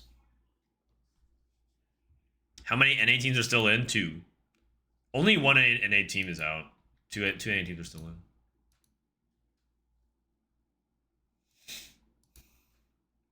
Is Fnatic going to sponsor TFT Academy? Oh, I mean, that'd be cool. I don't think so, though.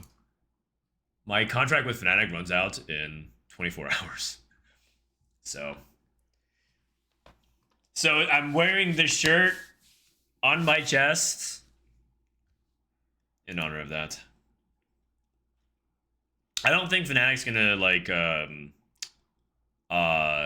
do much more until probably the next EWC. They said that they are committed to TFT for 2 years. EWC is, so there's gonna be at least 1 more of these tournaments next year, probably like basically exactly a year from now. So it'll be set 15, which is the best set ever, I heard. Set 15. Maybe then we'll call it besides some other set number. All right. Good job to these guys. Good job to these guys. Weibo Gaming. Can you battle your own teammate? Yeah. Yeah, that's actually like a big part of it. It's like actually a big part of it. Not only was this great for them in terms of winning this matchup against Zero Tenacity in the fashion that they did. I'm gonna put on the headset actually, listen to the casters. I just realized I've been kind of yapping to myself. Which they're gonna need for later today. No, for sure. I mean, I just met the interview mentioned they're going to be against Team Vitality as well, a team that has been pretty much stomping this whole tournament so far, and I think that. I wonder if Tencent and Infinity Pass would sponsor tournament project for TFT community. I mean, if they want to give me money to help run a tournament, I'll do it. All the players are now performing incredibly well. Absolutely. I don't know if they will though. When it comes to Zero Tenacity particularly, because coming into this matchup, it was from our side of things. Maybe Toronto Ultra is part of Overactive Media, which is an EU media conglomerate, buddy. All right, man. Is it? This is like that's like saying like, oh, well, like America is technically British people who moved there, and then colonized. Like, all right, sure. So EU technically won 4 worlds in TFT. It's like, all right.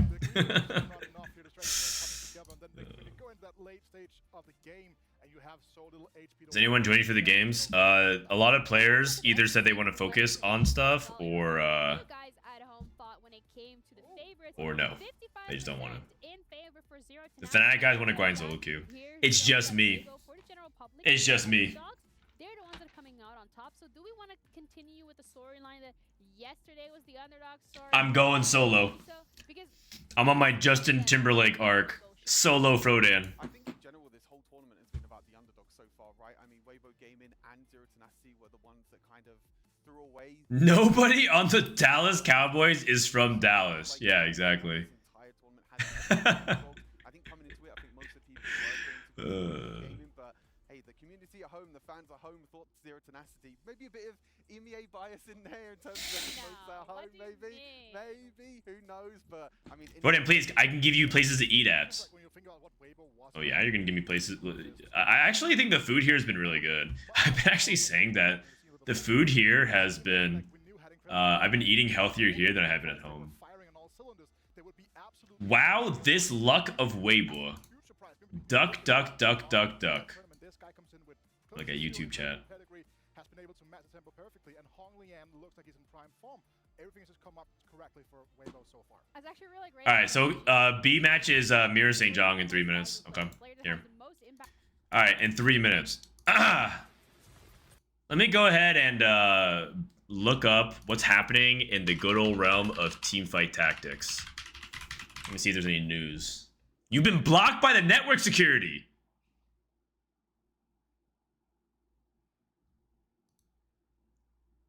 They block Reddit? I'm not about to type my email address. Are you using a VPN?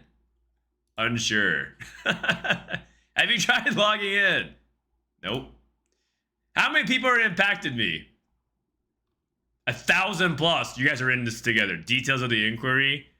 I can't look at Reddit. Submit. Register email. All right, who wants to? k3soju@gmail.com. Subject: help. What's the IP? 192.168.1.1. All right, there we go. There we go. Ticket sent. Man, I'm getting more dog All right, well, what do we have to do for a minute and a half? Let's do Bortle. Yeah, let's do Bortle. This site can't be reached. Am I just am I firewalled from everything? Am I not allowed to even use Google? Here we go. Bortle. Let's play. Bortle is blocked too. Okay. Okay, first. Oh, Syndra 2. What's this? Oh, wait, it's Wukong 1. Kassadin 2. Multi-Striker. Stars are Born. Martyr. Oh, I actually think Zed wins this fight. Like, you have Syndra 2, but, like, what is this? You're just going to get ran over by Kassadin 2 and Multi-Strikers with the early Callista? Yeah, it's Zed. Anyone who picks Syndra, you guys are too bitter about the game. All right. Oh, what is this? Syndra 2? Versus Rise 1, Ash 1? Oh, wait, it's built different. Versus what? Ascension, you have my bow. Built different support. Lockets. Vex.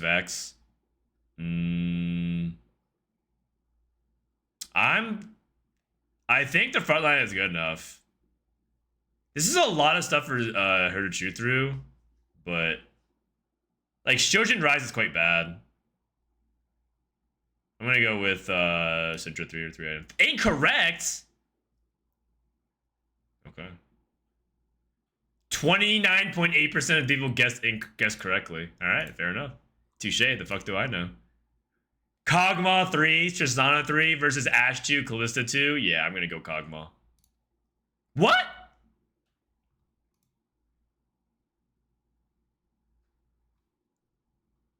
Mentorship, Pandora, Stars Are Born. Oh, wait, what the fuck? This guy has 4 Runins with category 5. Really? Man, Kog'Maw sucks. Holy cow. Kog'Maw is so bad. Washed coach? I mean, how many of you guys thought that this was actually going to be the Zed, though? He has his TG didn't even roll that good of it. Oh, he has Nasus too. That's true. He does have Nasus too. What rank is this? Grandmasters in VN. Was that the same? That was the same. Okay, you know what? I just don't know the Grandmasters meta. That's true. I suck. Ezreal 3 versus Karma 2 with Rageblade Blue, Red, Wukong 3. Oh, this is like This is true Bis Wukong. And he's lined up perfectly. He positioned an Umbral. Spellblades, though. Spellblades versus Witchcraft. Oh, this is actually kind of tough. 6 Witchcraft. No Witchcraft emblem on Karma, though. Onto Rakan. Morgana 2 versus Wukong 3. Oh, this is actually really hard. I'm pretty sure Ezreal 3, though, is a fraud. No anti-heal, either. Versus Preservers. 6 guns. 6 pistols versus, yeah, I'm going Karma. 62%. 36.8% guessed correctly? Okay. Wow, this is gold NA? Holy shit. These gold players are cracked. Syndra 1 versus 2-star Shyvana, 2-star Lilia, Shyvana 2, Bard 1. Do they have an answer to the double Braceblade? If Syndra can't kill fast enough, this Bard actually can kill everything. It's level 5 versus level 5. AFK versus Golden Remover. Oh, Golden Remover means that he could have more items, but this is also stage 2 because of the number of components on the board. So, I think it's actually... I actually think it's Zed. I wish that he put double Rageblade on Seraphine because of the Fairy Queen, though. I'm pretty sure it's Zed. 97% chance. Beast. Another built different board. Oh, he has Fishbone's Kog'Maw. He actually can snipe the Syndra 2 immediately. Marksman Toolbook. So this is like end of stage 3 because he needed a few rounds to get it. So it has to be 3-5 or 3-6 or later. Giant Mighty Slammin. Syndra 2, Nashers. Frontline with no items. We playing TG Warwick, TG Rumble. Decent Rumble items, but 2 Nasus 1s versus Kog'Maw. And a Syndra in the back as well. No Hunter, no Honeymancy. This guy, oh, he's playing built different. Oh yeah, it's actually just a built different player then. Okay. Dude, I feel like everyone just keeps clicking on Syndra. Like, is the answer no Syndra boards are winning these fights? That'd be so funny if they if there's like literally no Syndra players winning these fights. Okay, is this Bates? This is only 2 item Syndra, 1 item frontline. I'm pretty sure this is Kog'Maw too. Her like category 5 crash test dummies too healthy. What do we get our support golem? Moonstone. I feel like it's Kog'Maw. It's got to be Kog'Maw. This. And it's Tristana. He's a dual carry. And like these golems are actually kind of good for this front line here. And he's playing all 1-star front line. You guys are picking Syndra. I actually think, okay, learning the spell is kind of hard to read though. They're doing analysis segments. No one's in game yet. Okay. I'm gonna go with Kog'Maw.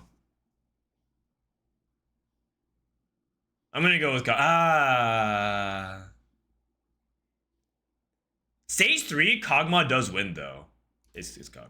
97% chance. Karma 2 with needlessly big gem. No items though. Yeah, you know what? It makes sense. It makes sense. His frontline is 1-star Mord, 1-star Tom Kench. And Kog'Maw's supposed to usually bully stage 3, and he has 2 healthy category 5. It's probably because these golems give item. You know what happened? I think it's probably like these units died and the golem gave items to Karma too.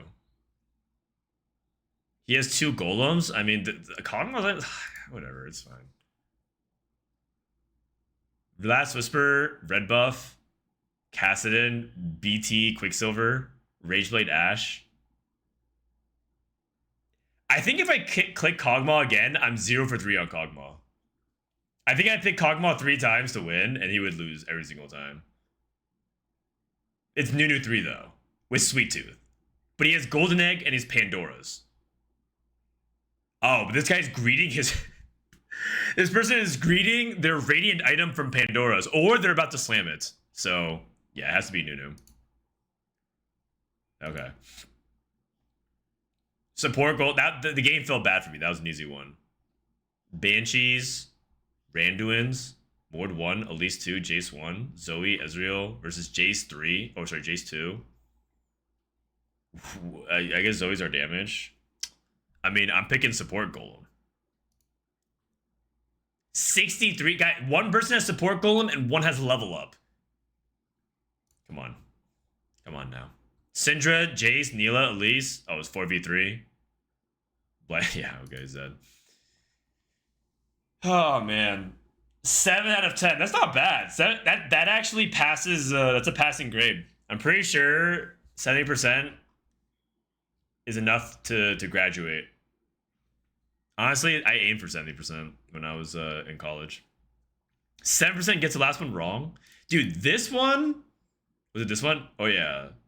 I thought... I picked Syndra, but I was wrong on this one. This one tripped me out, though. I guess, like... I guess it's a positioning thing. My guess is the positioning was quite bad. And... I guess he does have 2 combat augments, and like he's got the 4 Ruden's Hurricane. Like, holy shit! But this one was pretty surprising to me. Category 5 is cracked. Yeah, I agree. I agree. Oh, they're playing game 3. Oh, my bad. Oh, I'm an idiot. I thought they were doing a recap of the series. It's tied 1-1. Oh, I'm stupid. My bad, guys. Alright, well, we just missed state at the beginning of the game. Oh, you know what we could do, though? We could actually watch... Oh, it's YouTube. We could actually watch the beginning of the game. It's Golden Finale. Wait, what is Dobbs... What is Dobbs doing? What is Dobbs doing? He's using some hand warmers. Okay, Volta got a duplicator.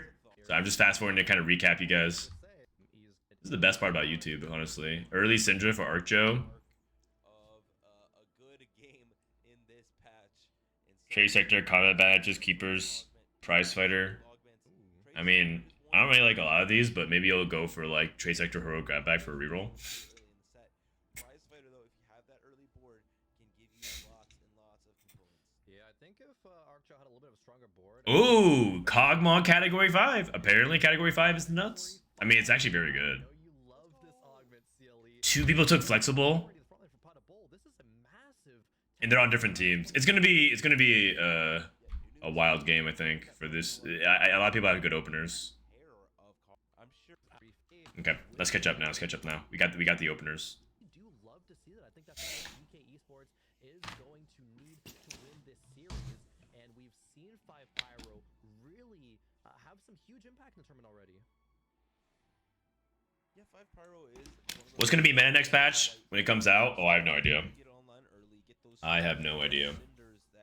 Let me change my stream title real quick.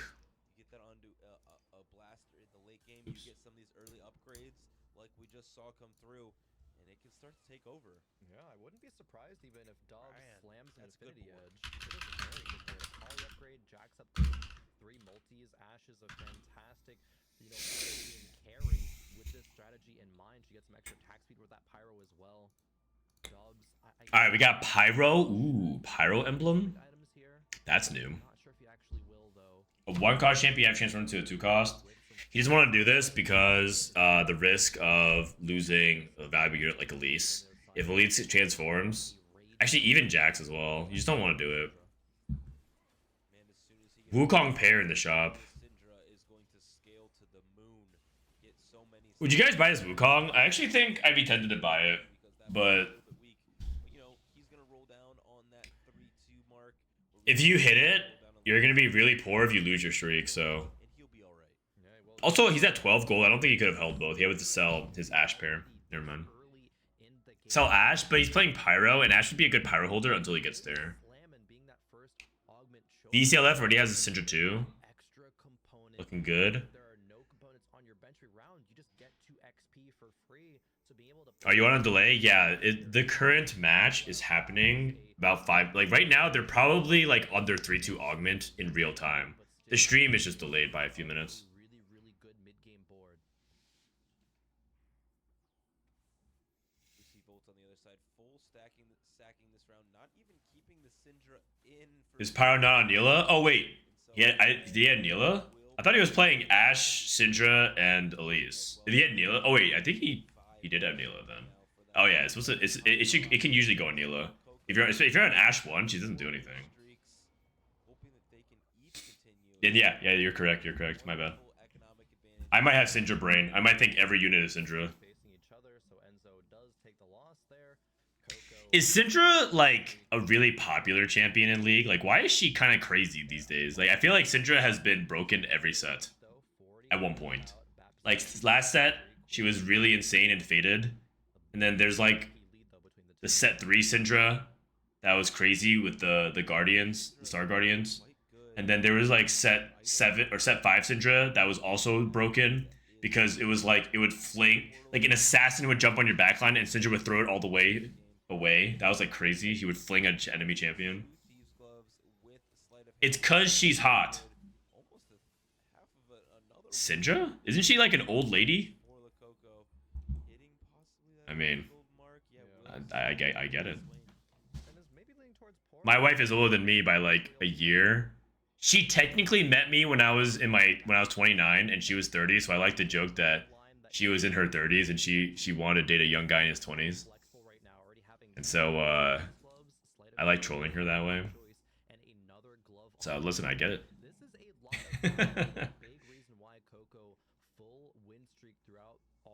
So what? I mean, look, I'm not no arguments from me.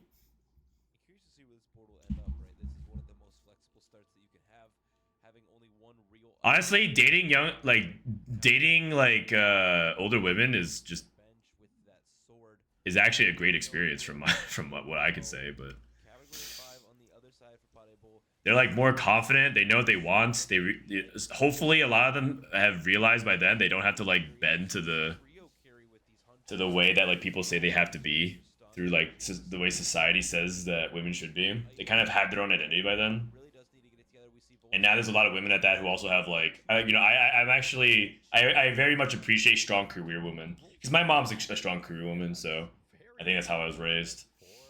Not very traditional like stay-at-home mom. Worried for the gold of Potable, right? They're going for that Kog'Maw line, but they are only 30 gold. My wife is also a year older. I love teasing her, calling her a cradle snatcher. Yeah, I think this guy gets it. He knows exactly what I'm talking about. Radiant Refractor? Is this a Syndra player? Radiant Refractor? Oh, and a Radiant Shojin? Minus 1.1 Delta? Not bad. He just gained a full placement. So not only the mage hat, but also a spear to attack with. Yeah. Syndra is meta and LoL pro play fairly often. Okay, good to know. Good to know. As well, very strong with Syndra having that 60 mana pool. Volta level 6 has a pyro emblem. Older women might like TFT players. You know they're up to no trouble sitting behind their screens all day. Maybe towards the mid Sure. stages of this game, but it's going to be Chrono here as well as Witchcraft for Babsera, who has. I mean, like I'm not here to tell you guys how to live your lives, but I mean, older women need love too, and they're a good time, man. Just saying. Having that blue buff already, this was the plan, but we see across the lobby 3 people taking that. We're carrying Zona 1 with Chrono. Oh, we have Flexible. That has 2 of those support items, and it's the best performing augment in the game. Where I just tuned into. Oh, I mean, people were just talking about like why is Syndra so popular, and then it somehow turned into like she's an old woman. Very heavily because of these golems. Although people said she's either 30 or 100 years old, which sounds about right. And the big gem, an upgrade of Shyvana's potentially for Arcgel, but does skip past it, in fact, and wants to roll 4. It looks like these Vanguards. Of course they do. Everyone needs love. I mean, true. Did I miss a raid? This is someone from a raider. I didn't get a notification. Oh, Spencer! Thank you for the raid. An hour ago. Whoops, my bad. Thank you, Spencer. Sorry about that. I don't know what happened. It didn't notify me.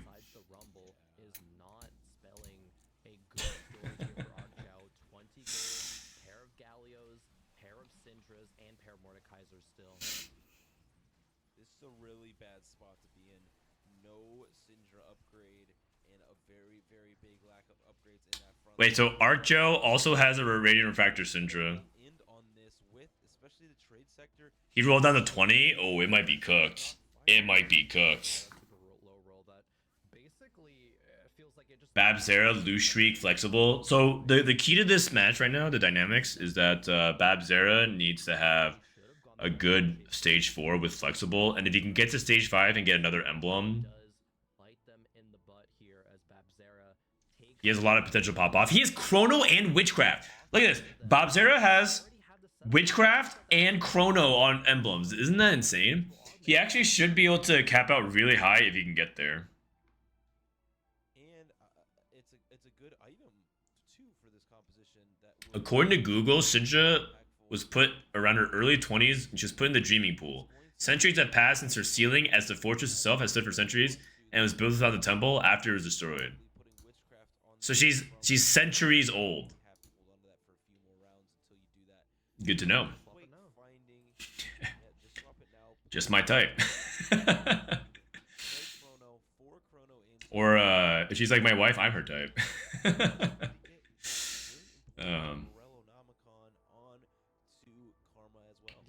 So whoever is holding Chrono is not going to be stalled by the time freeze. That's the important thing to think about.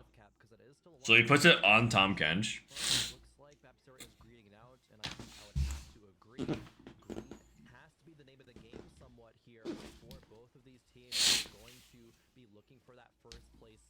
Dude, Babzera is really nervous. Look at him. He knows his spot is very tricky. And he's just like fidgeting with the hand warmer. My guy is nervous. Babzera is rich, however, right? They are almost level 7, right? Still going to be on 50 gold. You think Baby Frodan is gonna come out with blue hair? He's already out. And no, he does not have blue hair. Imagine my shock, right? I turn to my wife and they say, like, what the hell is this? No blue hair? Nah, it's all within our realm of expectation. Holy cow! 3 Runan's Hurricanes. What? What the heck is this? Hurricanes across the board. A Hunter spat on this Tristana makes them very strong. Gonna be playing a 4 Hunter variation of this, I would imagine later. Also, I feel like I'd want to stack them. Like, I don't want the third one on Jinx. I want the second one on Kog'Maw. Or Tristana. I think stacking Runans is very much a thing with Category 5. This dude is playing Swarm. when you upgrade an additional projectile to shoot at the enemies. This dude has not been practicing TFT.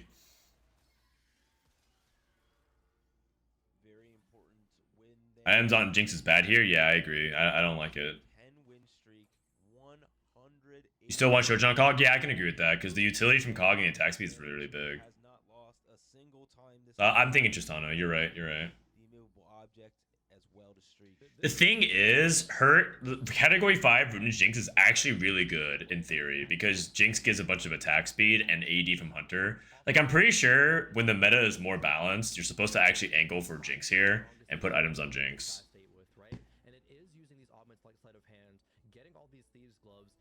Alright, flexible. What does this guy get? A Fairy Crest. He's gonna 4-5 it. Oh man. He's gonna 4-5 it, lose another 12 health, 22 HP, 2 lives. Actually, 3 lives on stage 4. 2 lives on stage 5. You spamming Crown Guard? Oh, Spark. TG. Not exactly what they're looking for. They are really wanting that Morello. Yeah, Morello still eluding Babzera, but got Ionic Spark and got that TG. Double Mage Emblem? Oh, okay. He's got Radiant Shojin, Rageblade, Mage, Syndra. I mean, that's like that might be the most woke setup I've seen in Syndra all in a minute. By the way, for those of you who don't know, it's actually not that good. Because the problem with Mage Syndra is that you actually just want another attack speed item on her. But the Mage is cool. Still surviving, barely still keeping that win streak. That is what he needs. This last augment as we Mage Crest! 9 mages! Oh, come on! Oh, come on! I'm falling asleep here. Dude, imagine if you went 9 Mage Syndra. Now, that all of a sudden, that'd be kind of hype. That'd be kind of hype again. Ah. Branching out, more like bedging out.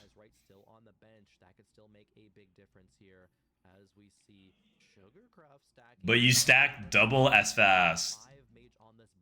I mean, maybe if you have...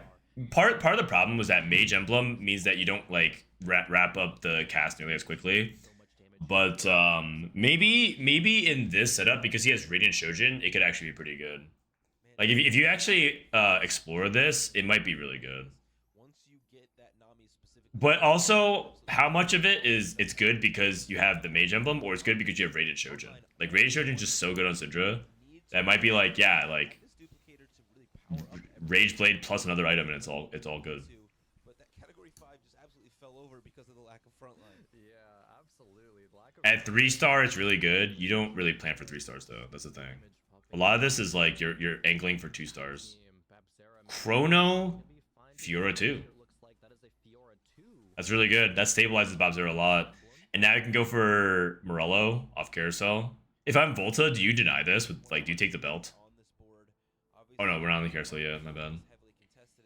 He's rolling still, looking for Recon 2. Can we play this somehow? Is he playing 6 Witchcraft? He is. He kind of needs to play 6 Witchcraft. Ah, I see. He's playing 6 Witchcraft and 4 Chrono.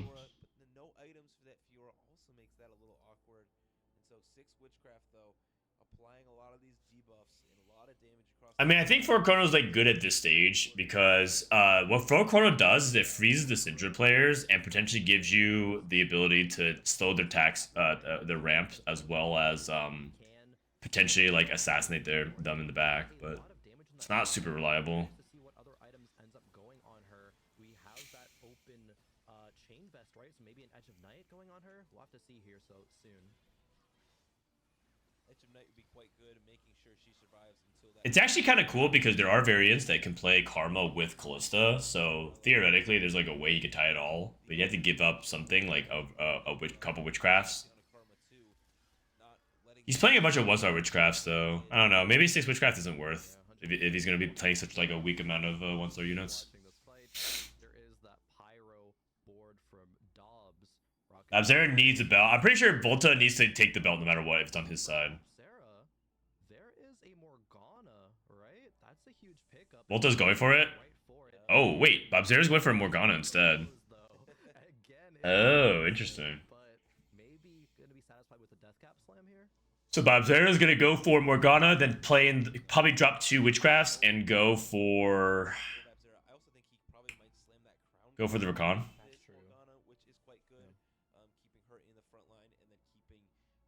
Open for the possible Morella later, but he needs to figure it out now. 20 HP is not a lot to work with, but this Morgana opens a lot up for this team, dropping a couple of Rakan too. In for preservers. Maybe the play here, not finding Karma again, finding Emilio. If you find that Bard, having Scholar in as well would be quite impactful. Another Morgana. Oh, Morgana pair. All right, Morgana 2, just out of nowhere. Oh, he dropped Chrono instead. I like that better, actually. You know, I'm not that big a fan of 4 Chrono and after stage 4, and so he's dropping it early because he has a Morgana. Nice. I just want to drop like Poppy 1 in some way. Poppy 1, Zoe 1, but it makes sense. 6 witchcraft. Yeah, this board is looking a bit better. A lot more front line. We're not doing enough damage to the back line. Uh-oh. Oh, it might be doomed. It's not looking good.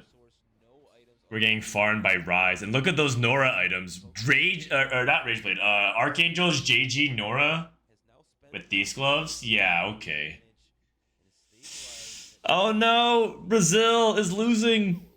That is a massive kind of pivot in composition. Utilized a ton of gold to do so. Everyone nearly broke in this lobby. Dude, he has Keeper's immovable objects. That's a crazy combo. And that Keeper's value as well. Wow. 8 portal, but no spatula. Like this is branching out E's last hope? Oh, wait. So Z10 got eliminated. Casey got eliminated. OSP got eliminated. Oh, right.